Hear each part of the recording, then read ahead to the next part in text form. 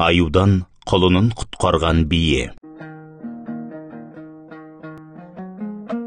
Аюдың тырнағынан құлынын құтқарып, бауыр еті үшін арқа етін садақ еткен бие, қан жоса болған қалпында құлынын емізіп тұр. Тірі жанды есін алардай, күркірей ұмтылған қорқауға құлынын бермей, шоқтығын беріп аман қалыпты деседі.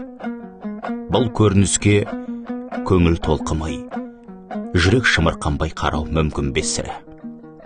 Қандай талауға түссе де құлын аман, енесіне сол медетау, жарақаты да, басқасы да ананың құлынына деген махаббатына бөгет емес, тәлтіректей әзер тұрса да, емірене иіп тұр.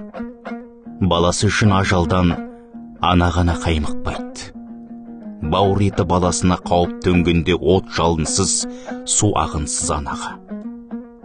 Қансыраған өлі жүні ұйысқан көтерем бие, алаңсыз құлын. Сұрықсыз сурет, бірақ жүректі елжіретер көрініс.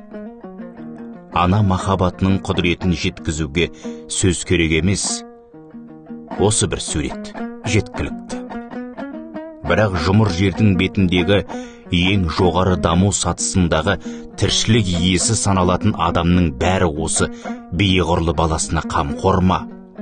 Қағынан жерген ана, сәбиін қоқысқа тастаған бейбақтар да бар-ау арамызда. Құлыны үшін шырқырай жанын беруге әзір болған биенің осы күйі көрген жанды сан түрлі ойға жетелегені анық. Құлынды биені аңдыған ажалда, ажалмен арпалысқан шайқаста, қорғанышта, құрбандықта, мейірімде, махаббатта қатар көрініс тапқан кадр. Жалғыз кадр. Тіршілік жалғасады аналардың арқасында. Тіршілік жалғасады ананың бауырында. Айнұр Мұратова, Казюнет сайтынан алынды.